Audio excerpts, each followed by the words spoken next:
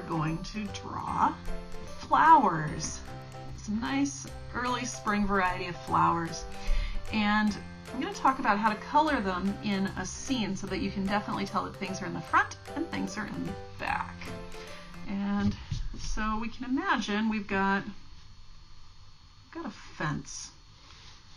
This fence line, and I draw very lightly to start and to plan things out. So we've got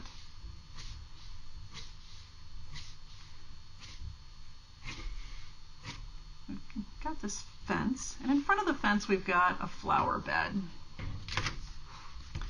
And so spring flower varieties, we've got some tulips, daffodils, some hyacinths, some other flowers. So in the back row, whatever's going to be tallest, I'm going to put those first. And so I think that daffodils are a good flower that are nice and tall. And so daffodils have that inner circle, and then they've got petals coming out from there. So I'll have my row of daffodils, some a little taller, some closer to each other. The trick with making things look natural is to not have them perfect. So I don't want all of my flowers exactly the same space apart, and I don't want them all facing exactly the same direction. I want a little bit of variety in there. Okay. But daffodils do grow in clusters. So maybe I'll have one facing off to the side. Okay, great. I've got daffodils. Then we've got some tulips. So these tulips are going to be just a little bit shorter than the daffodils. Not going to have quite as many tulips.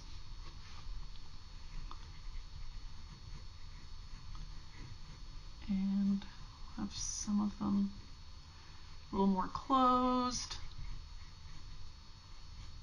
some of them a little more open.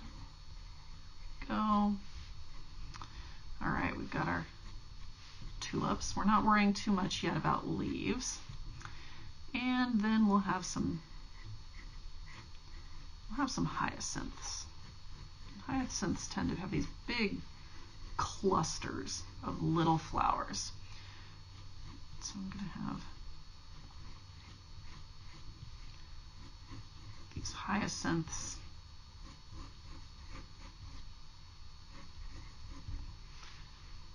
And so we've got this wall of flowers that you can hardly see. That's okay, because we're going to be darkening it with a pen. We just need to get the spacing. Okay, hyacinths are the first thing in front. So they have leaves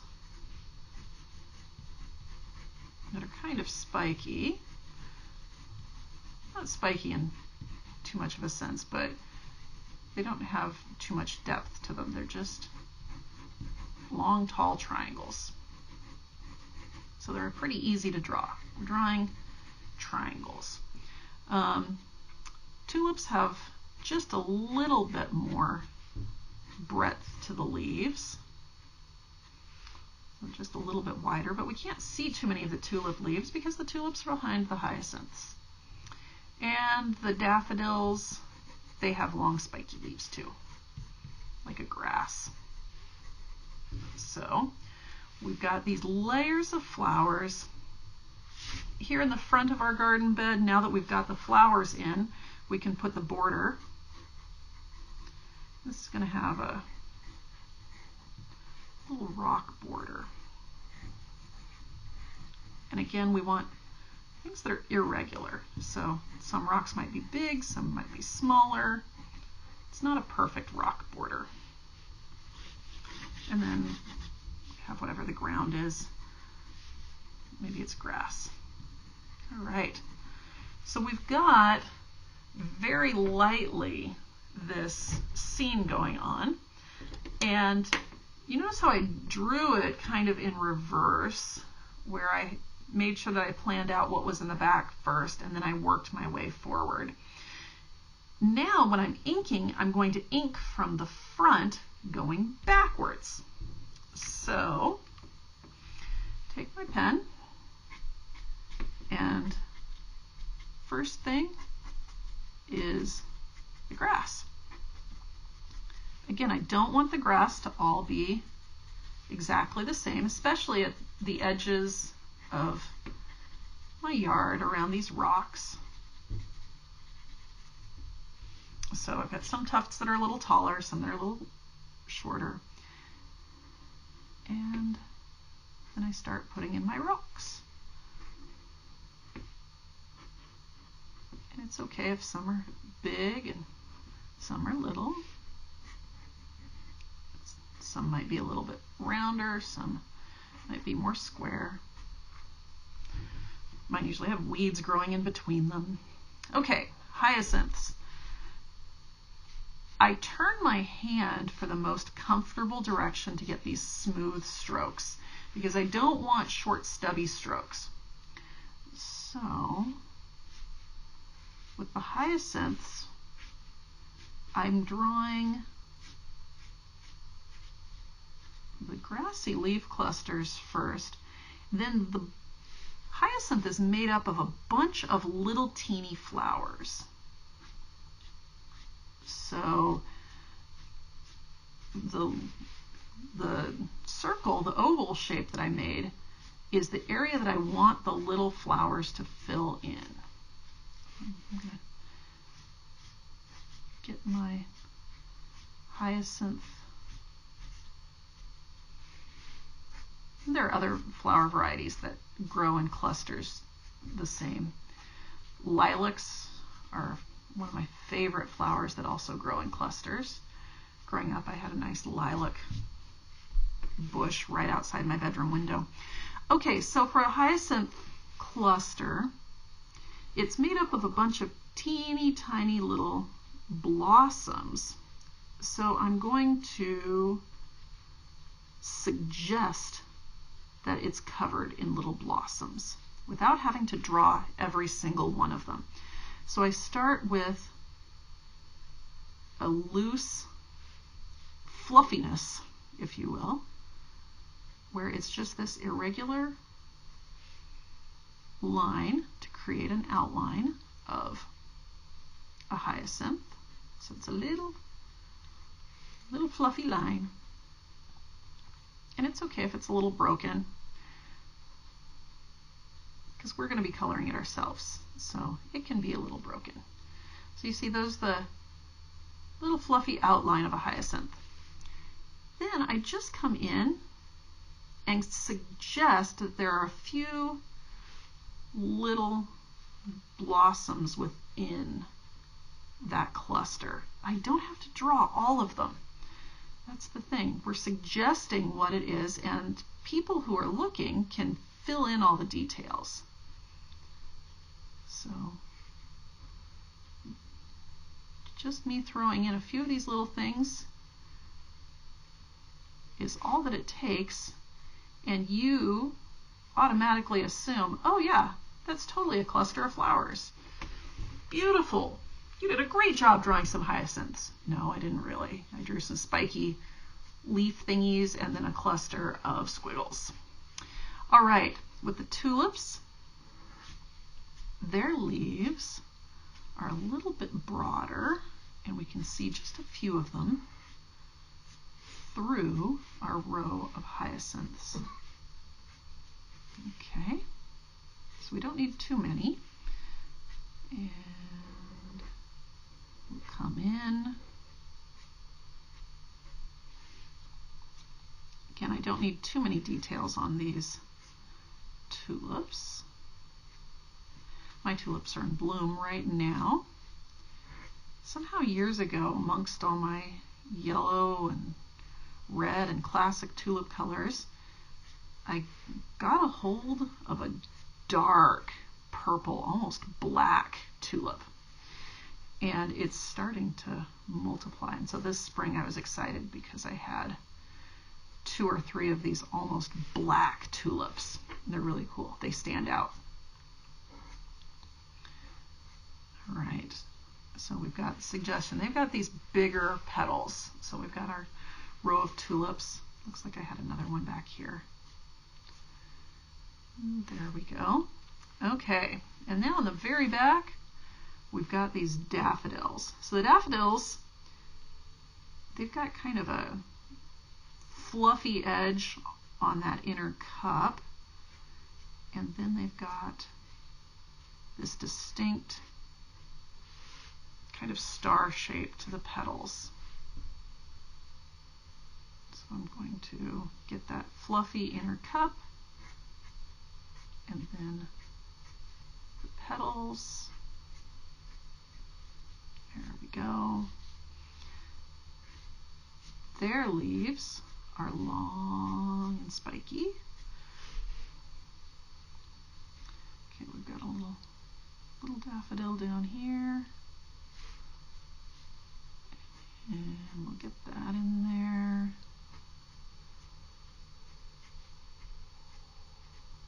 Just suggest that there's a daffodil there. And we've got the cup. There we go. A row of daffodils. Oh, wonderful springtime. Oregon, we are so lucky to have these beautiful flowers earlier in the spring than many parts of the country. Then again, we also have to mow our lawns in January. My sister lives in Massachusetts, and my dad loved calling her in January. Well, we had to mow the lawn today while she's buried under a couple feet of snow. He always liked rubbing that in. So you can look at it as a blessing or a curse that you have to mow the lawn in January and hope that you're not losing your shoes as you walk through the mud in your yard. Okay, so we've got this row of daffodils. I'm going to add some spiky green.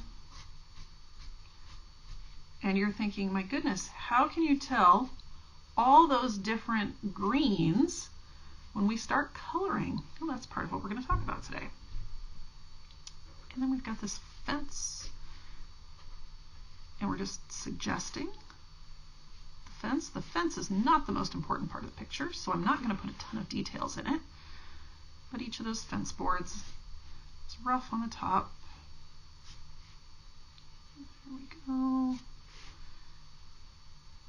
And we've got our fence line.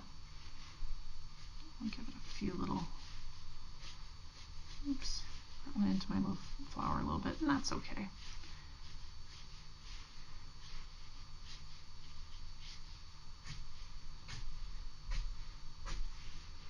Just going in and thickening that a bit. There we go.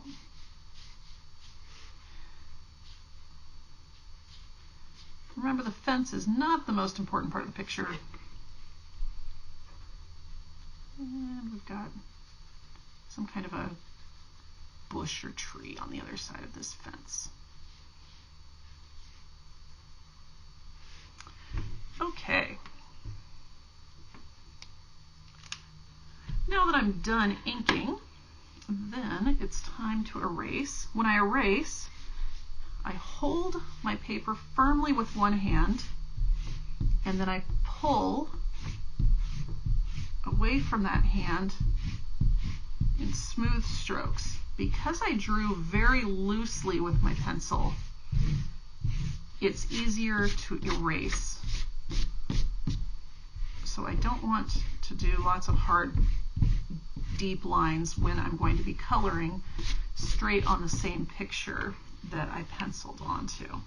Now, in my professional work, I usually would trace my pencil. So I'd get my light table out, and after I finish my pencil stage, then I'd get a clean sheet of paper, and my really nice inking pens, and then I'd redraw the picture completely. So while I kill twice as many trees, it means I don't need to erase, and it just means that my paper is a little smoother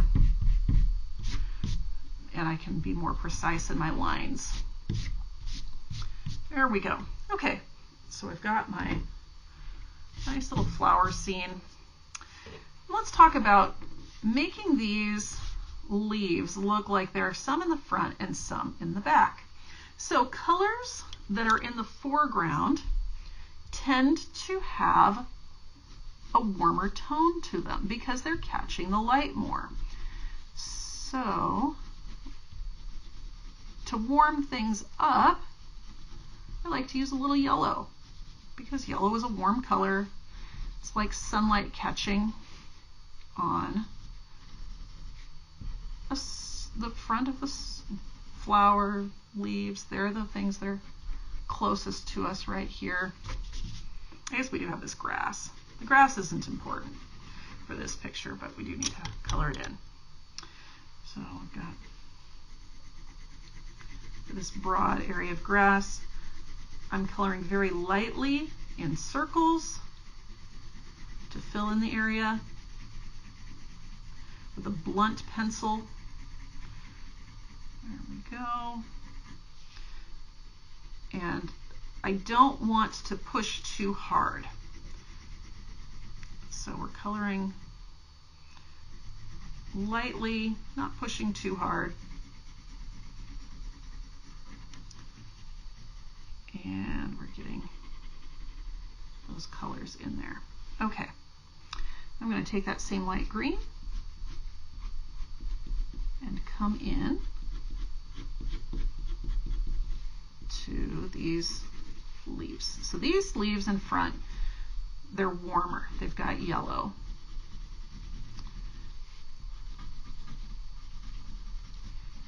Now if I color with this same color of green without that yellow undertone, I know it's a little hard to see on the camera, I'm going to take that same green and do my tulips back here.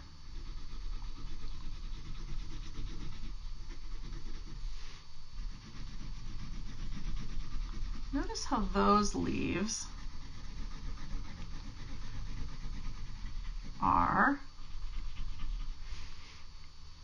they don't stand out quite as much because they're off in the distance. And same with these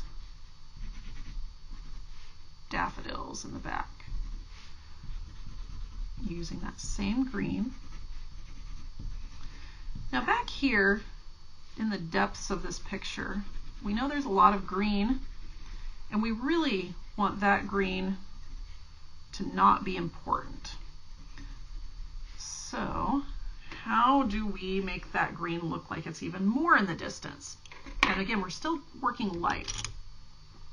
So I'm going to add some blue or blue-green.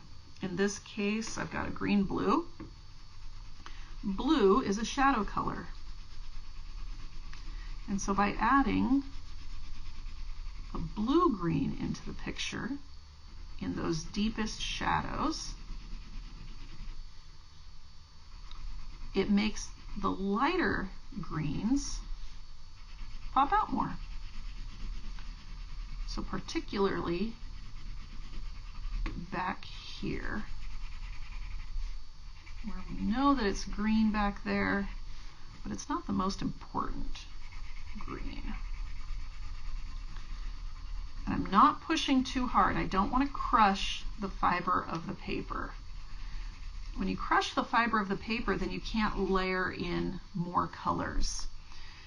So you always want to color with pencils in such a way that you're not crushing the paper fiber, especially when you're working on cheap copier paper like this. When you're working on nice sketching paper, the paper tends to be even softer and you run more of a risk, but it also has a nice tooth to it. So while you run more of a risk of crushing the fibers, it also has more texture to it, and so it'll pick up the colors even better anyways. Okay, so I'm going to brighten up those greens a bit. Early spring, we don't have dark greens yet. We have mostly light greens, so I don't want to darken it up too much.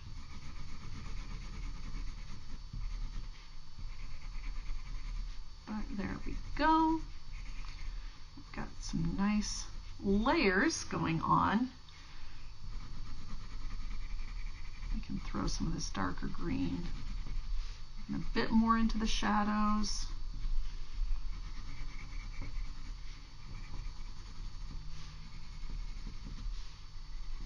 Just a little hint of it at the base of the hyacinths.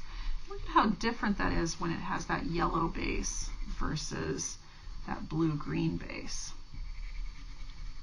Now, to darken these shadows even more, I'm going to use a violet blue. So that's an extra cool blue in the greens to really darken those shadows,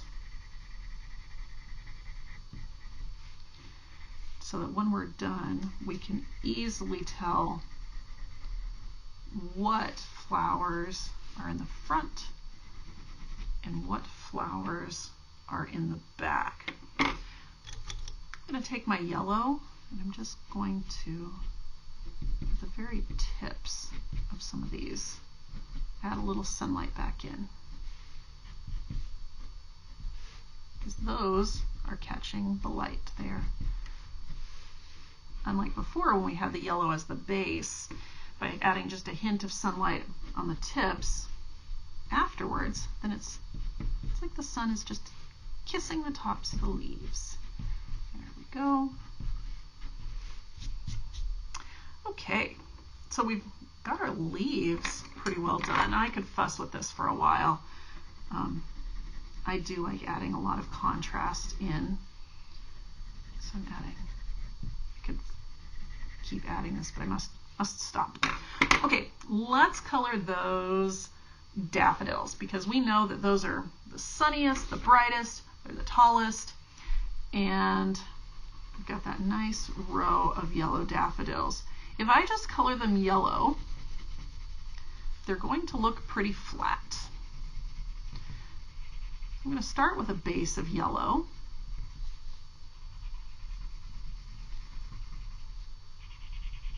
And then I need to add some depth to it, some shadows and such. Some of my daffodils, they have more of an orangey center, and then other daffodils, they're all yellow. So it's up to you to decide. But for definition, plain yellow just looks kind of bland. So I'm going to come in with an orange, and with the tip of that orange, a little hint of mission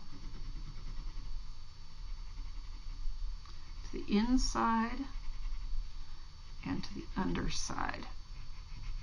And it doesn't take much. You don't have to use a ton of additional colors to give it just a little bit more depth in your drawing. So come in with that orange, darken it up on the bottom, on the inside of each of those.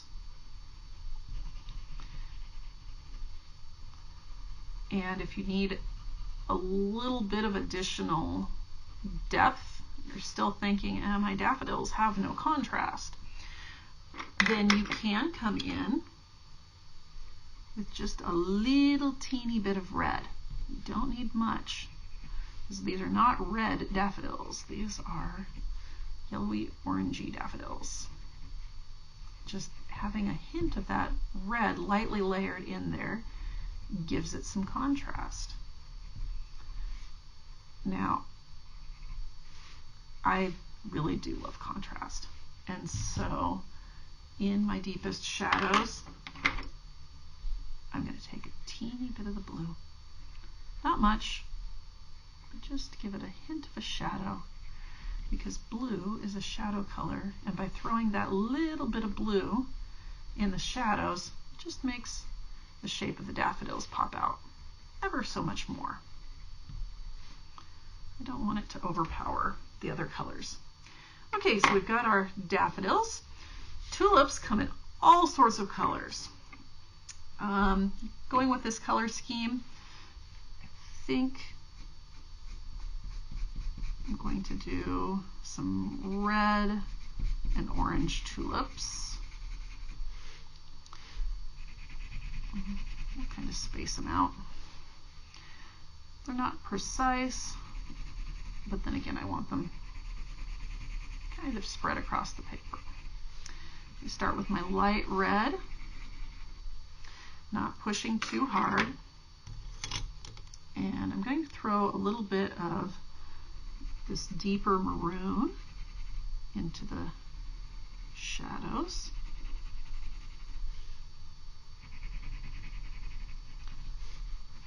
And there we go.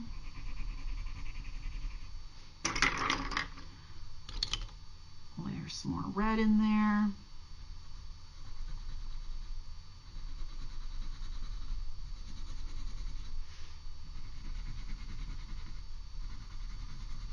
Try not to crush the paper, because I want to add contrast.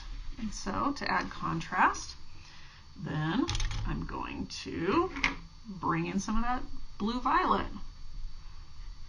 You see that I use that throughout my picture. Nice blue violet, and it makes the other colors have more depth and dimension. There we go. So I've got some nice blue violet in there. Let's do some orange tulips.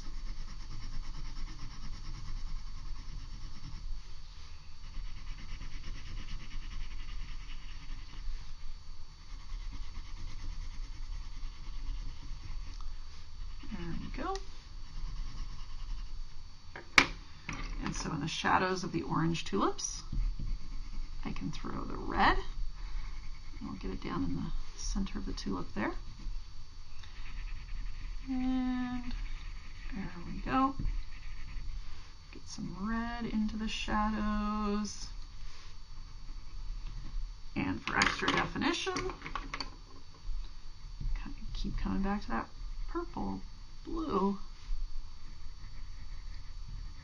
It just adds so much more contrast and excitement to the picture when I can throw that in there. So there we go. Okay, and for these hyacinths, they can be a purple or a pink.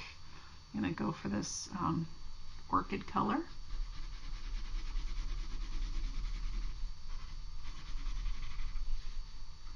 They actually come in lots of colors. I'm just going to go for more of this purpley orchid.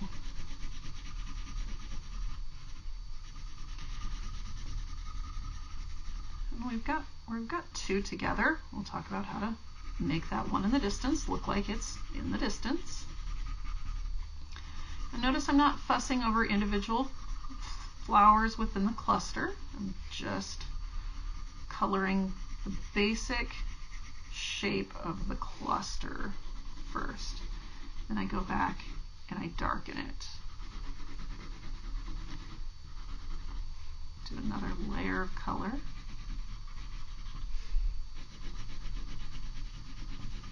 And we don't have strong shadows here. We're just generally talking about shading and making things look like either in the front or the back. Because you can get really complicated in your shadows. I wrote a book years ago on shadows and shading and how to place your light when you're coloring, and it's really complicated. It's easier if you just keep it a little simpler. Okay, those look pretty flat. So what do? We come in with that blue-violet into the shadows. And even though we keep using that same color, it looks so different because of the undertones, in this case of the purple, instead of the green. So even though we've used that same blue-violet on shadows in yellow, shadows in red, shadows in green, shadows in purple, shadows in orange, it's different each time. And it's because the undertone, that first layer of color, and then how densely we layer this onto the top, affects the final color output. So I'm darken that just a smidge more, and all sorts of colors. I think I'm going to make those just a little bit lighter. There we go. And then to make it look like the sun is shining on those, even though they are purple, I'm going to take just a hint of yellow on the sunny side. Look at the sunny side of life. There we go. I still want a little bit more contrast without overpowering. I don't want to go for black. I'm going to go for a darker violet.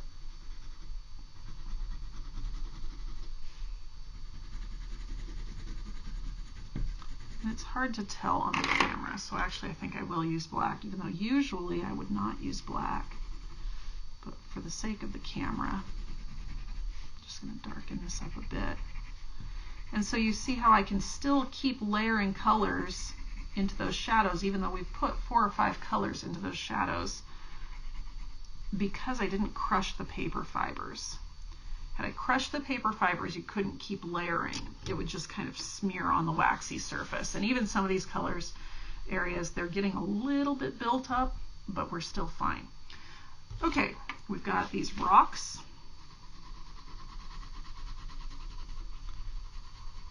And I'm going to just lightly color my rocks.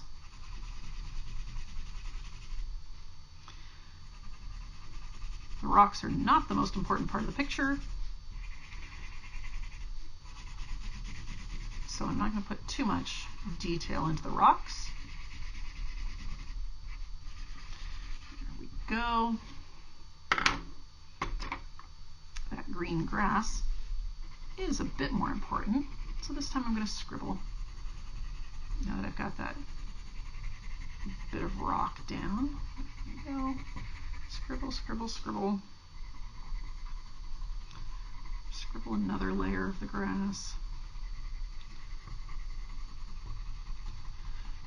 And you notice by layering colors, I don't need a bunch of different colors. I can work with that basic set of 12 or 24 colored pencil colors and get a lot of definition just by carefully choosing what colors I use. And yes, I'm throwing a little bit of that dark blue purple into the grass. As you'll see that I like that dark blue purple. I'm going to throw some of that dark blue purple into those rocks because, again, I like that dark blue purple. So we've got dark blue purple rocks, dark blue purple flowers, dark blue purple everything. But it just works as such a great shadow for everything. Don't need a ton of it, just a little bit in the shadows to create some contrast. Okay, the fence. The fence is not important. The fence just gives us setting. With the fence, instead of coloring in circles, I'm going to color more in the direction of the natural fence boards. And if a little bit of white shows through, that's okay.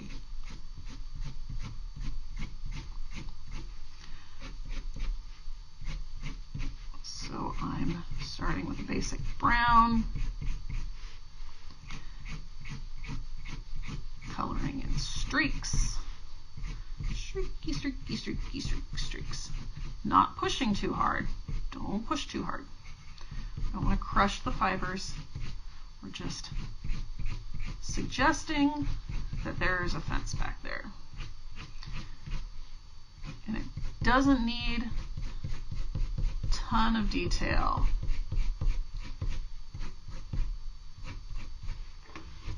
There we go. Got the fence going on. And we've got a lot of colors layered in there. I've got this weird tan color that I'm going to layer in just a little bit. And coloring in streaks. And by having 2 or 3 colors in the fence, it just makes it a little bit more interesting instead of just one flat color. And this brown has a little bit more yellowy gold to it, so I'm going to put that more at the top, because remember, the top of the fence is going to catch more color of yellow from the sunlight. There we go. Okay, around these flowers, I could leave it where it's just got this kind of white to break it up, or come in with my brown, and this time I'm going to be a little bit more careful, and I'm going to lightly fill in a soft brown of the fence,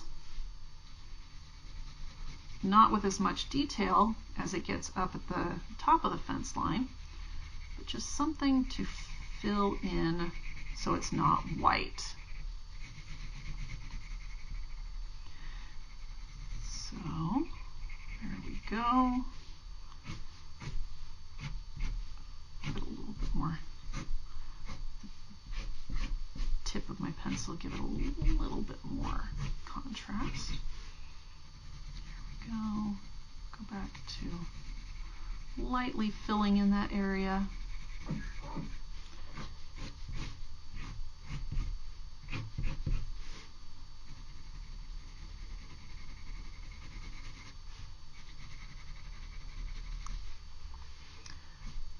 And I don't want it to be super dark brown and overpower the other colors in the picture.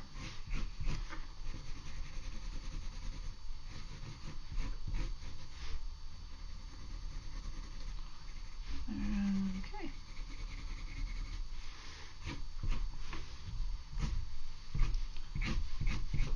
There we go.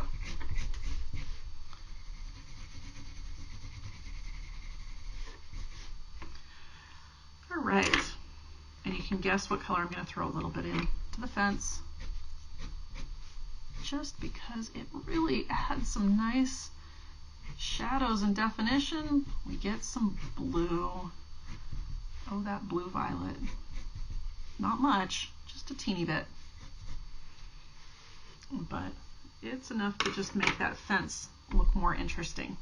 Okay, these trees off in the background, or bushes, or whatever they are, I don't want them to be as vibrant as the things up front, because they're not as important. And so things further off in the distance, like the bushes, or if you look at, say, the Coburg Hills or the mountains off in the distance, they're going to definitely have a lot more blue, purple, and be more muted. So I'm going to take that green blue that we used before, and I'm just going to suggest that there's a bush back there. Starting with that blue-green.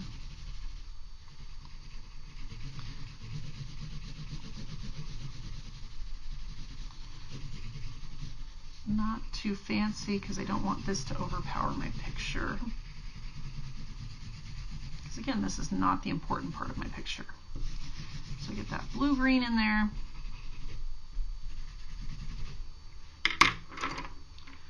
Layer in a little of that other green.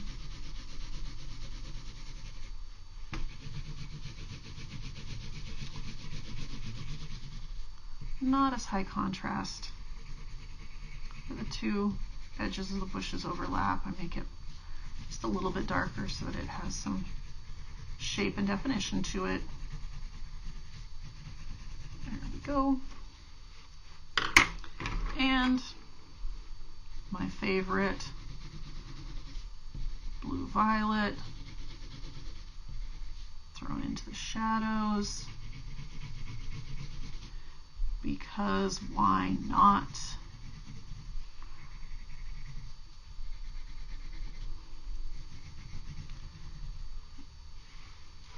There we go. Maybe along that fence line, I'm just going to shadow it up a little bit more just so that we can tell that those bushes are kind of close to the fence. It makes the edge of the fence stand out more. And we'll use some kind of a light blue for that sky. By coloring with a blunt pencil for these larger areas, then you're less likely to get streaks on areas that you want to look smooth. So coloring lightly with a blunt pencil, and then it doesn't look like I've got a streaky sky. And when you're coloring with colored pencils, if you need to sharpen a pencil down to a nice point, so say I want more crisp lines in the fence board, and if I'm sharpening it and I notice that it's breaking as I'm sharpening it, you can actually microwave your pencil for a few seconds. With a sharp pencil, I can give a little bit more contrast very precisely in my fence boards. There we go. So we'll give the fence boards just a little bit more visual interest. I'm going to throw a hint of that brown back in here.